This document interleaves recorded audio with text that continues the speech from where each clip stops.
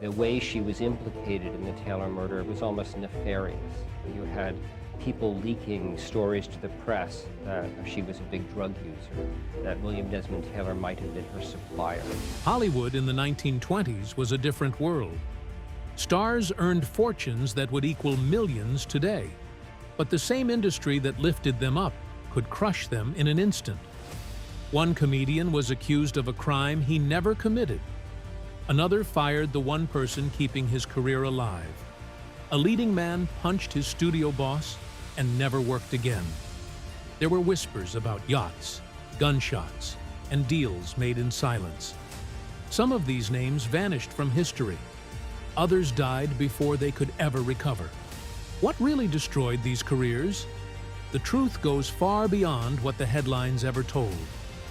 During the time that when Mabel said, you know, you're gonna let me direct, Mac gave her a little. And particularly with this newcomer, this little creepy guy off the stage who came to be known as Charlie Chaplin. Roscoe Arbuckle.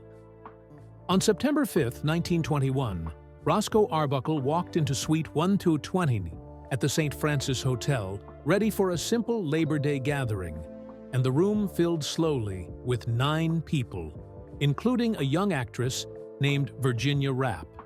She was 26, full of plans, and still chasing the moment that would finally make Hollywood see her.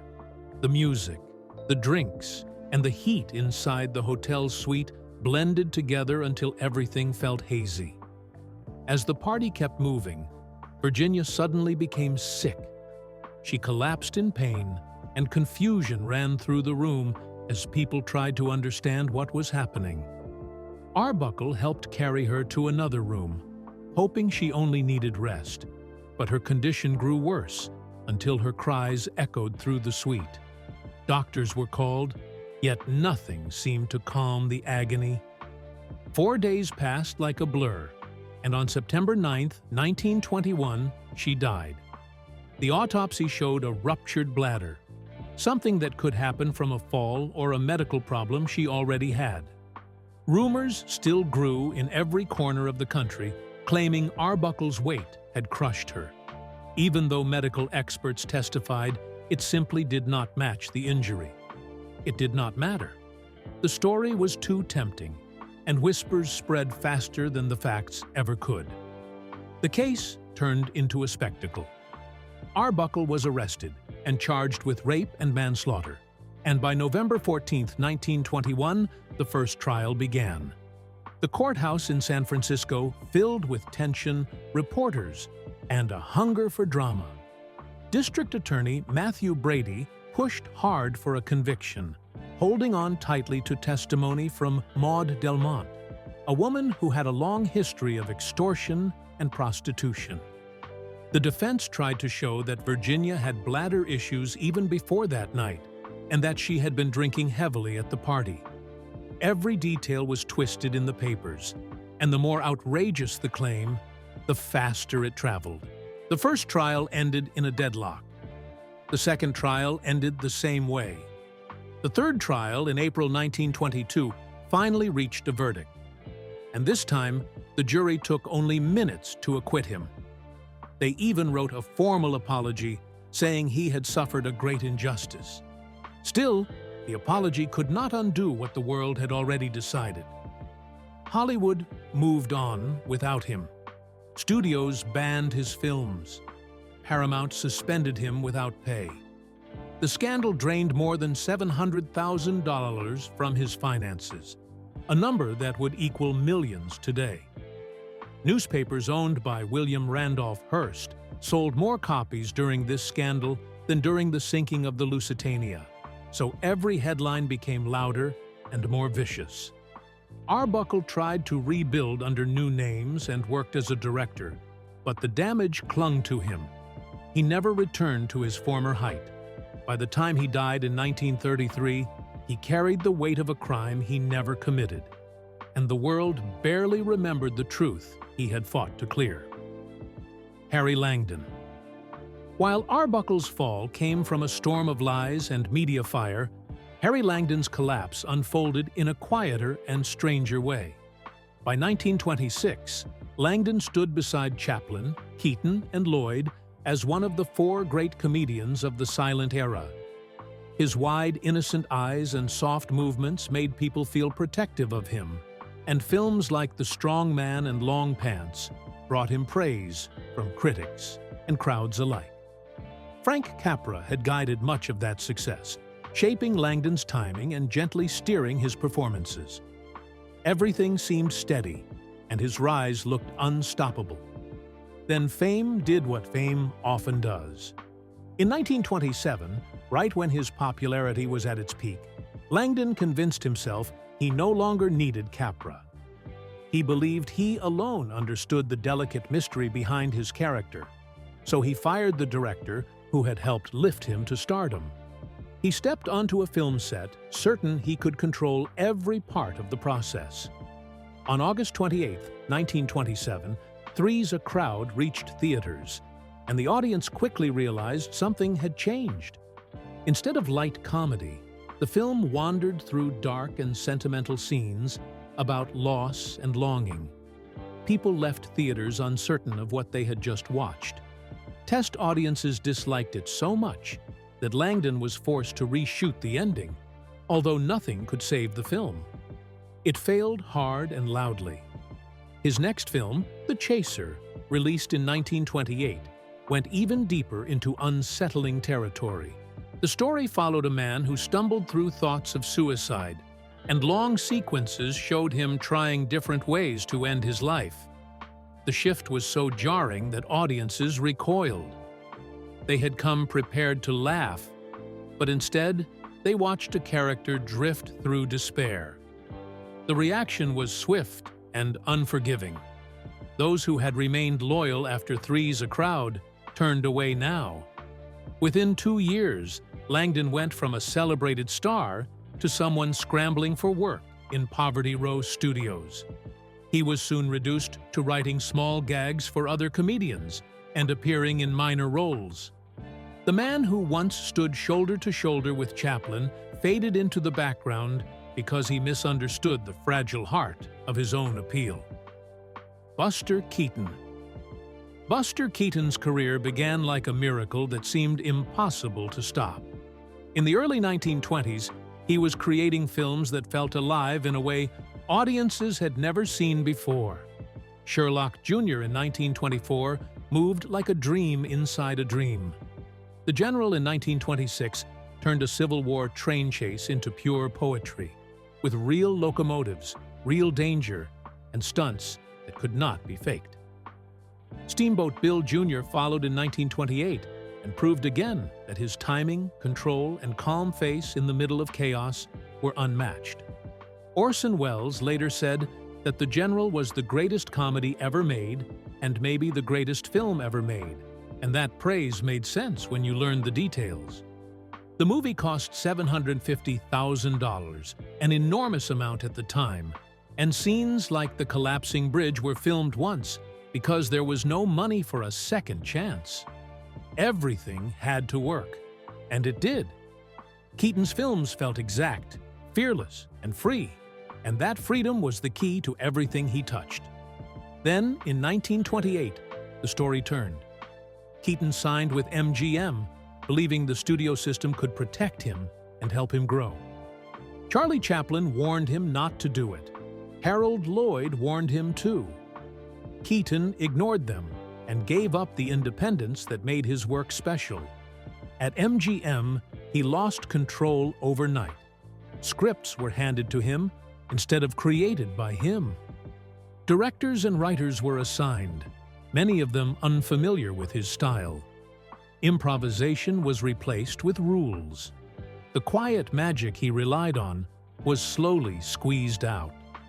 Keaton later admitted that once he believed the studio thought they could write better stories than he could, he stopped fighting. That surrender cost him everything. His frustration spilled into his personal life.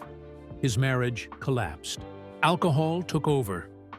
By 1933, MGM fired him, ending his run as a leading man after years of being quietly dismantled from the inside. His personal life followed the same painful rhythm. In 1934, His drinking became so severe that he was admitted to a sanitarium and even placed in a straitjacket. Still, the resilience that defined him never fully disappeared. He escaped. A year later, in 1935, he quit drinking completely and allowed himself only one beer a night after that. Slowly, he rebuilt what he could. He returned in small but unforgettable moments, appearing in Sunset Boulevard in 1950 and Limelight in 1952. In 1959, he received an Academy Honorary Award, a late acknowledgement of what he had given cinema. Yet the exile lasted decades, and his story became a warning about how fragile creative freedom really is, especially when corporations decide who an artist should be. Mabel Normand was not just famous, she was powerful. By 1914, she was writing and directing her own films when most women had no voice at all. By 1921, she negotiated a contract with Keystone Studios worth $3,000 per week plus 25% of profits, placing her among the highest-paid entertainers of the era. Her 1918 film, Mickey, changed everything. It sold around 40.9 million tickets and grossed over $8 million, a record that stood until 1937 when Snow White and the Seven Dwarfs finally passed it. Theater owners called Mickey the mortgage lifter because it kept cinemas alive during the Spanish flu pandemic that killed more than 500,000 Americans. From that one film alone, Mabel reportedly earned $1 million, a number almost impossible to grasp at the time. She was so accomplished that she stopped listing herself as an actress in the Los Angeles phone directory and instead wrote director. She appeared in 167 short films and 23 feature films, dominated fan polls, and even pushed studios to recognize Charlie Chaplin's talent when others hesitated. Then, one night, erased it all. On February 1, 1922, Mabel visited director William Desmond Taylor at his bungalow around 6:45 p.m. to pick up a book he had bought for her. Witnesses later said they blew kisses to each other as her limousine drove away at 7:45 p.m. She was the last person known to see him alive. The next morning at 7:30 a.m., Taylor was found dead with a bullet in his back. Police found $78 in his pocket, a silver cigarette case, and a locket holding Mabel's photograph. Even more unsettling, a stack of letters he called blessed baby letters had vanished from the scene. Mabel was interrogated relentlessly before being cleared, but the truth no longer mattered. Newspapers fed on every rumor. Theaters across the country refused to show her films. Studios censored her work. When federal prosecutors revealed that Taylor had planned to testify against Mabel's cocaine suppliers shortly before his death, whispers of a contract killing exploded. Though she was innocent, public opinion turned on her in an instant, and her unstoppable career collapsed overnight. She tried to stand back up, but fate was not finished. On January 1, 1924, she was at the Hollywood apartment of oil broker Cortland S. Dines with actress Edna Purviance. Her chauffeur, Joe Kelly, had been sent out on an errand but returned unexpectedly. When Dines opened the door, Kelly shot him in the shoulder with a pistol that belonged to Mabel. No explanation ever made sense. Investigators later learned Kelly was an escaped convict named Horace Greer, and Mabel claimed she had no idea. Kelly changed his story repeatedly, first saying Dines attacked him, then claiming he shot to protect Mabel. On January 22, 1924, she testified that she thought the shots were firecrackers. Dines survived and refused to press charges, but the damage was final. Ohio banned all her films. Other states followed. The industry turned its back completely. At just 31 years old, her career was finished. The final years were quiet and cruel. A stage comeback attempt in 1925 failed as audiences stayed away. By 1926, she accepted minor comedy roles at Hal Roach Studios. a painful fall from the woman who once ruled Hollywood. That same year, she married actor Lou Cody in a brief attempt at normal life, but they lived apart almost immediately. Tuberculosis, which she had battled since childhood, worsened rapidly. In February 1927, doctors confirmed it had advanced far beyond recovery. By March 1929, she was sent to Pottinger Sanatorium, where reporters wrote she was on death's doorstep. She never left. John Gilbert was standing on top of Hollywood in 1925, and it felt untouchable. His war epic, The Big Parade, exploded at the box office, pulling in somewhere between $18 and $22 million inside the United States alone, numbers so large that people had trouble believing them. Adjusted for today, that success would sit around $327 million. MGM reacted fast. They paid him $10,000 a week, the highest salary at the studio, putting him in the same rare air as Rudolph Valentino. For a moment, Gilbert was not just a star. He was Hollywood royalty, and everyone knew his name. Then came a single day in September 1926 that changed everything. What was supposed to be a celebration turned into public humiliation. Gilbert had arranged a double wedding. Director King Vidor was marrying Eleanor Boardman, and right after that, Gilbert was meant to marry Greta Garbo, the woman he loved deeply. The room filled. People waited. Garbo never arrived. The silence was brutal. Gilbert stood exposed in front of everyone. Backstage, emotions boiled over. Studio boss Louis B. Mayer allegedly made a crude remark about Garbo that cut straight through Gilbert. In that moment, Gilbert snapped and punched Mayer hard enough to knock him down. Eleanor Boardman saw it happen. Mayer reportedly screamed that Gilbert was finished and promised to destroy him. From that point on, the power dynamic was settled, and Gilbert had made the worst enemy possible. When sound films arrived in 1929, Mayer finally had the perfect weapon. Instead of helping Gilbert transition, the studio turned the new technology against him. In Gilbert's first talkie, His Glorious Night, rumors spread that the bass was stripped from his voice track, making it sound thin and unnaturally high. In one scene, Gilbert repeated the words, "I love you," again and again, and instead of swooning, audiences laughed. The humiliation stuck.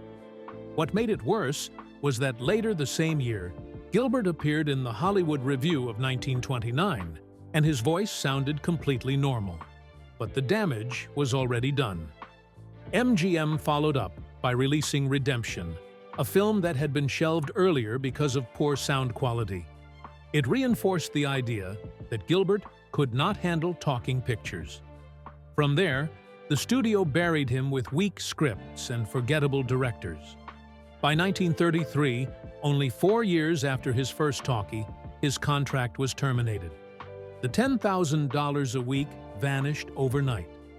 With his career crushed, Gilbert turned inward and downward. Alcohol became a constant presence. Even a reunion with Garbo in Queen Christina in 1933, a role she personally demanded he be given, could not revive him. His final film came in 1934 with The Captain Hates the Sea for Columbia Pictures.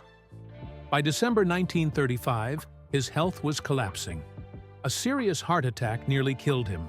On January 9, 1936, a second massive heart attack ended his life at just 38 years old.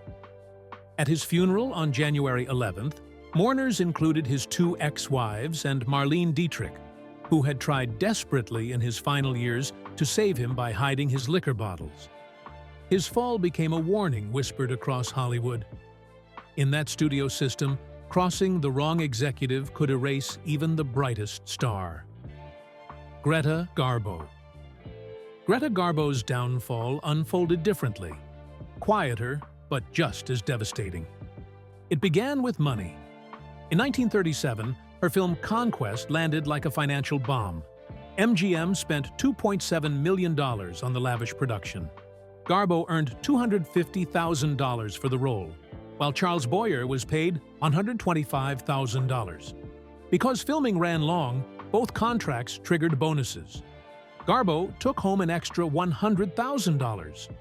Boyer's total paycheck climbed to $450,000. The film earned more than $2 million at the box office, yet still lost $397,000. Adjusted today, that loss would sit near $32 million. It became MGM's biggest failure in years. Before that, Garbo had only one money-losing film, The Temptress, in 1926, which lost just $43,000. The contrast was brutal. One film turned her from dependable gold into a financial risk. The industry moved fast. On May 3, 1938, the Independent Theater Owners Association ran a full-page advertisement in The Hollywood Reporter that shook the entire business. It labeled Garbo and several other major stars as box office poison. The list included Mae West, Marlene Dietrich, Joan Crawford, Katharine Hepburn, Fred Astaire, and Dolores Del Rio. The message was clear. These stars were expensive, out of touch, and no longer pulling crowds. The timing was merciless for Garbo, arriving just months after the Conquest disaster. She did not release a single film in 1938, which allowed the label to stick. Even when she returned with Ninotchka in 1939, the shadow never fully lifted. Years later, when investors considered backing a 1948 comeback, they still worried she could not draw audiences. The poison lingered.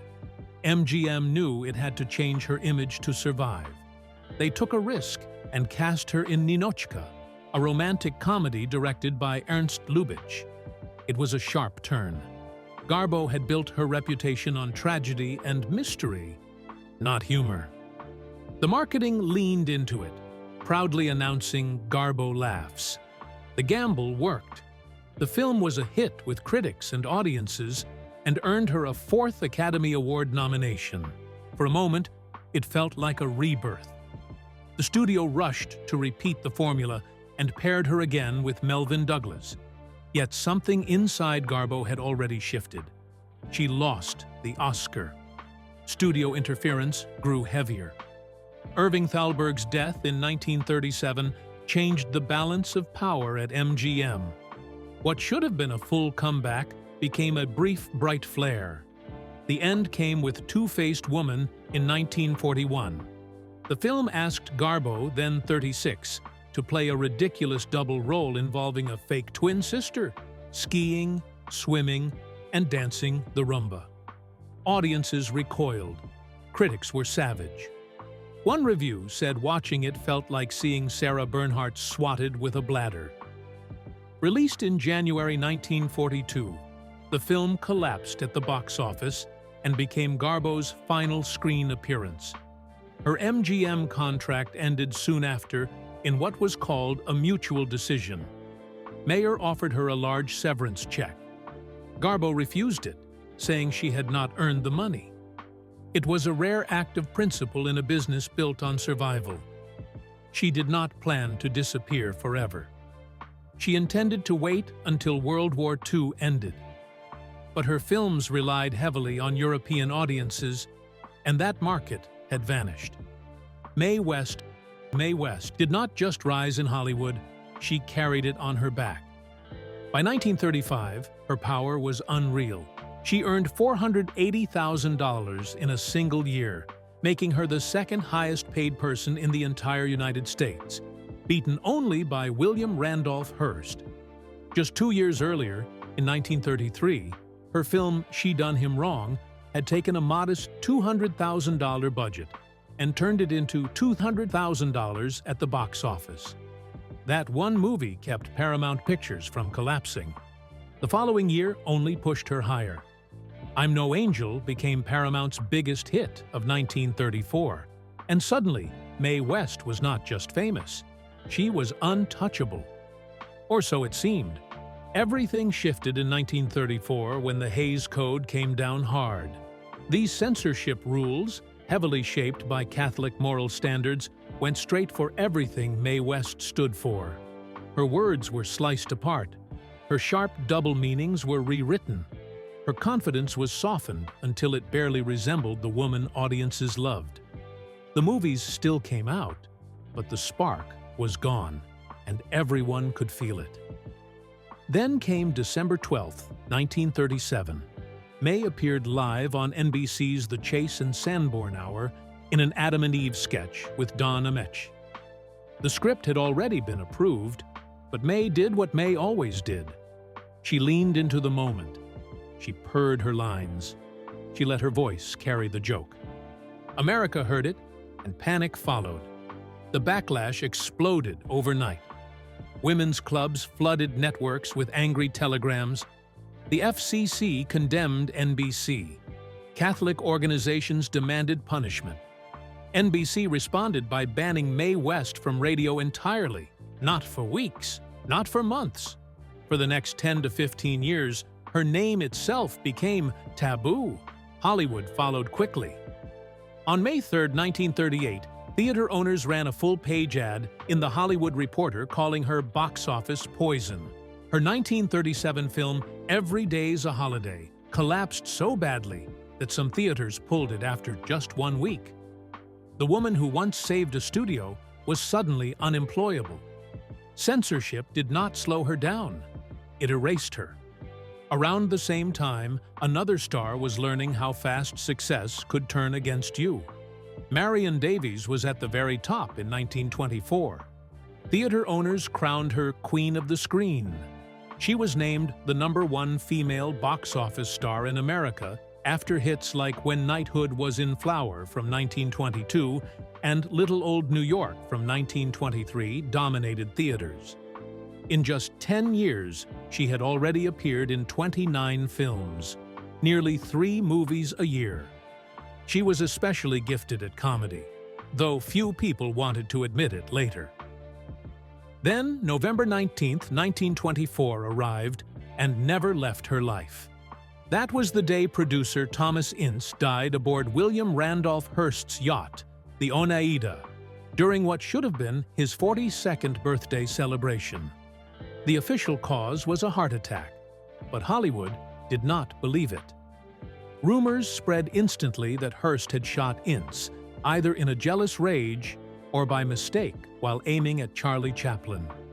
Some swore the first Los Angeles Times headline read, "Movie producer shot on Hearst yacht before disappearing." Others claimed Ince was carried off on a stretcher with a bullet wound to his head. Luella Parsons reportedly received a lifetime contract with Hearst newspapers shortly after, and people whispered it was the price of silence. Marion Davies. Marion Davies had done nothing wrong, yet the scandal wrapped around her name and never let go. From that moment on, her success came with shadows. Her personal life made it worse. Hearst was 53 when he met her. She was only 19, performing in the 1916 Ziegfeld Follies. The 34-year age gap created a power imbalance that slowly strangled her career. Hearst built Cosmopolitan Pictures just for her and promoted her relentlessly. But his control became a cage. Even though Davies excelled at comedy, he forced her into expensive historical dramas. He controlled scripts, costumes, and casting. He blocked her from working alongside attractive male co-stars. He isolated her from creative friendships. When MGM's Irving Thalberg gave major roles to his own wife Norma Shearer instead of Davies, Hearst could not stop it. By 1937, Hearst was drowning in debt, $126,000 deep, which equals roughly $2.76 billion today. Cosmopolitan Pictures folded in 1938. Marion Davies was only 40, and suddenly too old for the roles she had been trapped playing. She retired. Alcohol took over.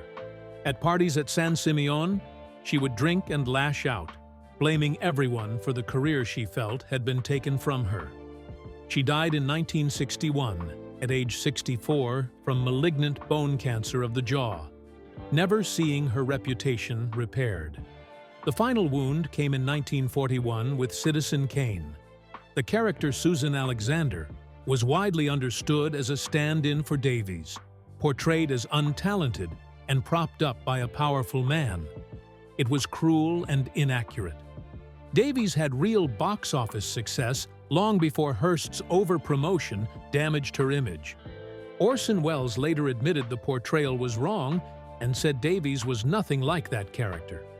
By then, it was too late.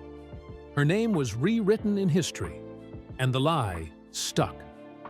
Ben Turpin. Ben Turpin's story took a very different turn. He was not born cross-eyed. That part came later. Around 1903, when he was 34, years of playing the comic character Happy Hooligan in vaudeville finally caught up to him.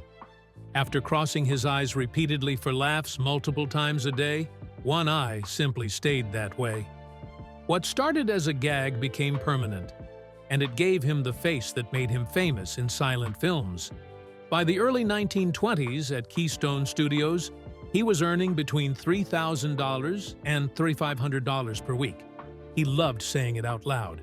In 1921, he even took out a $25,000 insurance policy with Lloyd's of London that would pay if his eyes ever straightened. The policy cost him just $106.18, about $1,310 today. It never paid out, but the stunt became legendary. Unlike many of his peers, Turpin invested his money carefully. He bought real estate and became a millionaire. He was so frugal that he reportedly worked as a janitor in his own apartment buildings just to save money. When sound films arrived in 1929, he did not panic. He stepped back. He accepted occasional cameos for a flat $1,000 fee, no matter how small the role. His final appearance in Saps at Sea in 1940 earned him exactly $1,000 for a single shot of his face and 16 words of dialogue. He died of a heart attack on July 1, 1940, at age 70, scheduled to appear next in The Great Dictator. He left behind something rare in Hollywood: fame without desperation, money without ruin, and a quiet exit on his own terms.